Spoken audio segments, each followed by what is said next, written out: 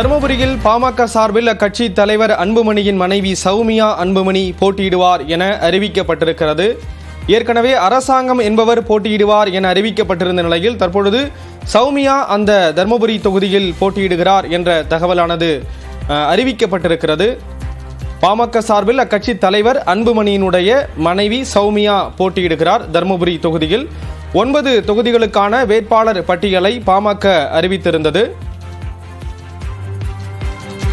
இன்று காலை அறிவிக்கப்பட்டது. அதில் தருமபுரி தொகுதியில் அரசாங்கம் என்பவர் போட்டியிடுவார் என்று அறிவிக்கப்பட்டிருந்த நிலையில் சற்று நேரத்திற்கு முன்பாக இது தொடர்பான தகவல் வெளியாகியிருந்தது.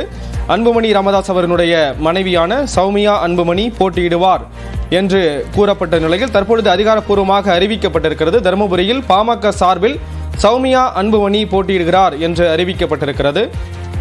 பாஜக கூட்டணியில் பாமக இடம்பெற்றிருக்கக்கூடிய நிலையில் 10 தொகுதிகள் ஒதுக்கப்பட்டிருக்கின்றன. அந்த 10 தொகுதிகளில் காஞ்சிபுரம் தவிர்த்து 9 தொகுதிகளுக்கான வேட்பாளர்கள் பட்டியல் இன்று காலை வெளியிடப்பட்டிருந்தது. இது தொடர்பான தற்பொழுது தருமபுரியில் சௌமியா அன்புமணி போட்டியிடுகிறார் என்பது தொடர்பான அதிகாரப்பூர்வ அறிவிப்பு வெளியாக இருக்கிறது. இது தொடர்பான விவரங்களை வழங்குவதற்காக இணைகிறார் செய்தியாளர் சுகுமார். சுகுமார், விவரங்களை பதிவு பண்ணலாம்.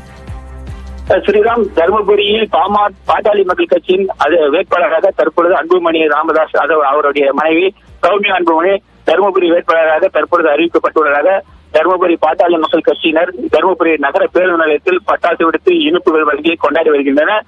இன்று காலை பாமக அவருடைய வேட்பாளர் பட்டியல் அறிவிக்கப்பட்டிருந்தது. அதில் தருமபுரிக்கு கட்சியின் அரசாங்கம் என்பவரை இன்று காலை வேட்பாளராக அறிவிக்கப்பட்டு தற்பொழுது கட்சியினரும் அந்த வேட்பாளருக்கு அதிருப்தி இருந்த நிலையில் இன்று மாலை தற்பொழுது சௌமியா அன்புமணி வேட்பாளராக தருமபுரி வேட்பாளராக அறிவிக்கப்பட்டதால் கட்சியினர் மிகுந்த உற்சாகத்துடன் காணப்படுகின்றனர். தற்பொழுது தருமபுரி நகர பேருந்து நிலையத்தில் பட்டாசுகள் வெடித்து இனிப்புகள் வழங்கி தங்களுடைய கொண்டாட்டத்தை வெளிப்படுத்தி வருகின்றனர்.